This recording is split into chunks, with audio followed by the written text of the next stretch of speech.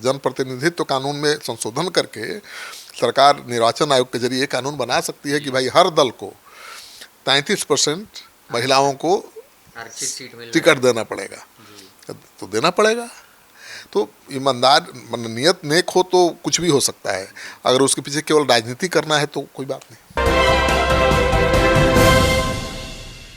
महिला आरक्षण का सच कथनी करनी में बड़ा फर्क। बिहार में महिलाओं को ना टिकट ना संगठन में जगह। नमस्कार, आप देख रहे हैं सिटी पोस्ट लाइव, मैं हूं ऋषि। देश में महिला रिजर्वेशन पर पक्ष और विपक्ष आमने सामने है। बिहार में भी नेता एक दूसरे दलों पर महिलाओं का हक छीनने का आरोप लगा रहे हैं। लेकिन बिहार की राजनीति की सच्चाई क्या है? बीजेपी और जदयू ने कितनी महिलाओं को राजनीति में हिस्सेदारी दी? इन दलों में कितनी ऐसी महिला नेत्री हैं जो निर्णायक भूमिका में हैं? इस विषय पर बातचीत करने के लिए मेरे साथ हैं श्रीकांत प्रत्युष सर। सर, महिलाओं को राजनीति में हिस्सेदारी के मामले में करनी और कथनी में बहुत बड़ा फर्क है। देखिए, कहना और करना दोनों दो चीज़ें होती हैं। नेता जो कहते हैं वो करते नहीं हैं, ये भी जनरल परसेप्शन है। राजनीति में महिला आरक्षण के लिए लड़ने का दावा बीजेपी कर रही है, जेडीयू भी उसका साथ खड़ा नज़र आ रहा है।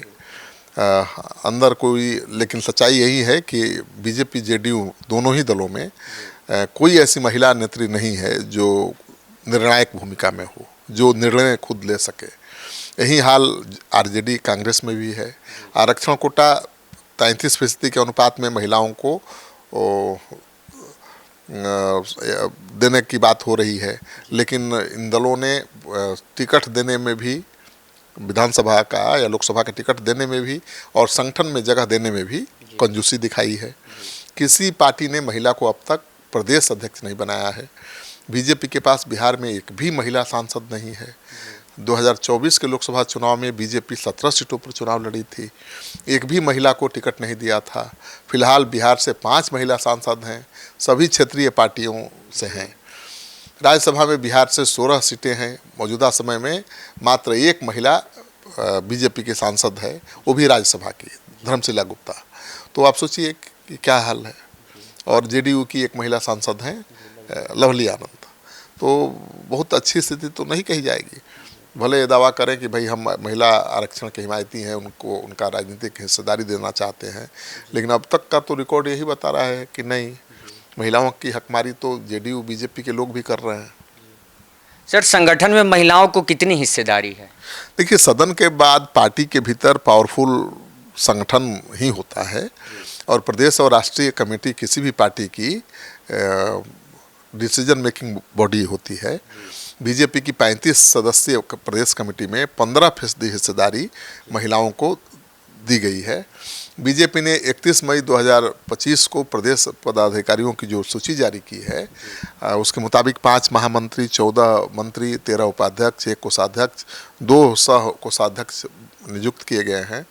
इसमें महामंत्री का 1, उपाध्यक्ष के 5 और सचिव के 3 पद पर महिला को बैठाया गया है। 243 सीटों वाली बिहार विधानसभा की बात करें तो 2025 के चुनाव में बीजेपी 101 सीटों पर चुनाव लड़ी थी। 13 महिला कैंडिडेट को मैदान में उतारा था, इनमें से 10 चुनाव जीत भी गई और सक्सेस रेट उनका 80% रहा। फिर भी उनकी भागीदारी नहीं बढ़ रही है, ये सवाल है। सर, बीजेपी की प्रमुख सहयोगी दल जदयू में महिलाओं का क्या हाल है? वही हाल है जो बीजेपी में है। जेडीयू ने संगठन के पदों पर महिलाओं को 10% से भी कम हिस्सेदारी दी है, और 22 अप्रैल 2025 को जेडीयू के राष्ट्रीय कार्यकारिणी की घोषणा की गई है। और आप सूची पर नज़र दौड़ाएंगे तो पता चलेगा कि 24 सदस्यों वाली इस कमेटी में केवल 2 महिलाओं को जगह मिली है। 4 अगस्त 2024 को प्रदेश कमेटी का गठन किया गया था। इसमें 115 नेताओं को जगह दी गई है। इसमें मात्र 9 महिलाओं का नाम है। जेडीयू ने केवल 1 महिला लवली आनंद को लोकसभा का टिकट दिया, जो वो भी इसलिए दिया कि वो आनंद मोहन की पत्नी है। मतलब राजनीति में समान महिलाओं के लिए कोई जगह ही नहीं है। और कुछ महिलाओं को जगह मिल भी रही है तो उनके पारिवारिक बैकग्राउंड के कारण, उनके पति के कारण या उनके ससुर के कारण। तो सर, इस मामले में तो आरजेडी ही आगे है। आरजेडी इसलिए आगे है कि आरजेडी ने अपने परिवार के ही महिलाओं को ज़्यादा टिकट दे दिया ना भाई। लोकसभा चुनाव में सबसे ज़्यादा आरजेडी ने 23 सीटों में से 6 सीटों पर महिला उम्मीदवारों को मैदान में उतारा था, ये सच है। इनमें से सिर्फ एक मीसा भारती ही चुनाव जीत सकी हैं। लेकिन ये भी सच है कि आरजेडी की महिला नेताओं में ज़्यादातर राजनीतिक परिवार से ही हैं। हाँ, सबसे प्रमुख नाम है मीसा भारती का, जो लालू यादव की बड़ी बेटी हैं, चुनाव जीत गई थी। विधानसभा चुनाव में आरजेडी ने 143 सीटों पर प्रत्याशी उतारे, 23 महिलाओं को टिकट दिया, मात्र 3 महिला उम्मीदवार चुनाव जीत सकीं। 25 जुलाई 2025 को लालू यादव की तरफ से आरजेडी के राष्ट्रीय कार्यकारिणी की घोषणा की गई। 28 सदस्यीय इस कमेटी में 5 महिलाओं को जगह दी गई है। हालांकि आरजेडी में संगठन से लेकर टिकट तक में राजनेताओं के परिवार की महिलाओं को ज़्यादा तजब्बो मिलती रही है। परिवार से राबड़ी देवी, मीसा भारती, रोहिणी आचार्य एक्टिव रही हैं, तो इसलिए दिख रहा है कि आरजेडी आगे है महिलाओं को भागीदारी देने में, क्योंकि घर ही में 3 को दे दिया ना। लेकिन सबका हाल वही है, महिलाएं हर दल में बेहाल हैं और उनके हक की बात करने वाले नेता उनको खुद हक नहीं देते। सर, ऐसे में कांग्रेस में महिलाओं का क्या हाल है? और जब बीजेपी, जेडीयू, आरजेडी का बुरा हाल है तो कांग्रेस का क्या हाल होगा? कांग्रेस लोकसभा चुनाव 9 सीटों पर लड़ी थी, एक भी महिला को टिकट नहीं दिया। विधानसभा चुनाव में पार्टी को 61 सीटें मिली थी और केवल 5 महिलाओं को टिकट मिला। कांग्रेस की एक भी महिला प्रत्याशी चुनाव नहीं जीत पाई। संगठन की बात करें तो कांग्रेस की प्रदेश इकाई अभी पूरी तरह से घोषित ही नहीं हुई है, संगठन ही नहीं बना है। तो सर, पुरुषों से ज़्यादा महिलाओं ने की वोटिंग, लेकिन प्रतिनिधित्व कम है। हाँ, महिलाओं की भागीदारी तो चुनाव में बहुत ज़्यादा रही है। 2025 के विधानसभा चुनाव में बिहार के इतिहास में सबसे ज़्यादा महिलाओं ने वोट डाले। पुरुषों की तुलना में करीब 10% ज़्यादा वोटिंग महिलाओं ने की और 2010 से लगातार बिहार में महिला वोटर्स ने अधिक मतदान किया है और एनडीए की जीत के कारण भी महिलाओं का समर्थन ही माना जाता है।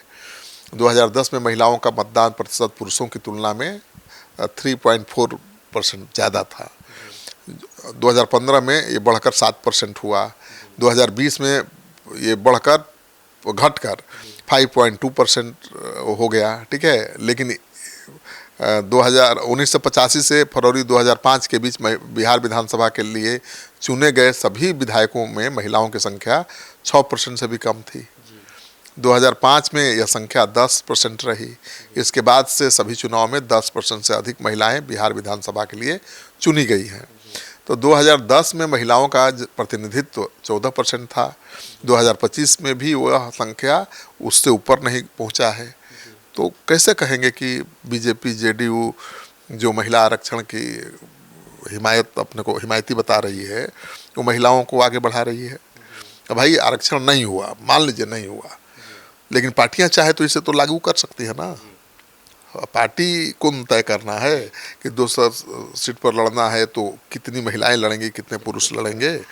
सरकार बिल पास नहीं करा पाई क्योंकि विपक्ष का साथ नहीं मिला, लेकिन सरकार कानून तो बना सकती है ना। निर्वाचन जनप्रतिनिधित्व कानून के तहत तो ये नियम बना सकती है कि भाई कोई भी पार्टी कितनी सीटों पर कितना % महिलाओं को टिकट देगा, और अगर वो का पालन नहीं करती है पार्टी तो पार्टी की मान्यता खत्म हो सकती है। तो ऐसा नहीं है कि आरक्षण महिलाओं को देने का रास्ता ही बंद हो गया है। ठीक है, बिल पास नहीं करवा सकता, बिना 2/3 बहुमत के सरकार नहीं करा सकती, लेकिन सरकार कानून तो बना ही सकती है। उसके लिए इतना 60% सांसदों का समर्थन की जरूरत नहीं है। और जनप्रतिनिधित्व कानून में संशोधन करके सरकार निर्वाचन आयोग के जरिए कानून बना सकती है कि भाई हर दल को 33% महिलाओं को टिकट देना पड़ेगा, तो देना पड़ेगा। तो ईमानदार नियत नेक हो तो कुछ भी हो सकता है, अगर उसके पीछे केवल राजनीति करना है तो कोई बात नहीं। तो आपने पूरा डिबेट सुना, आप क्या सोचते हैं इस डिबेट पे? अपनी राय हमें कमेंट बॉक्स में जरूर दें। वीडियो अच्छा लगा हो तो लाइक, शेयर, सब्सक्राइब करना ना भूलें। धन्यवाद।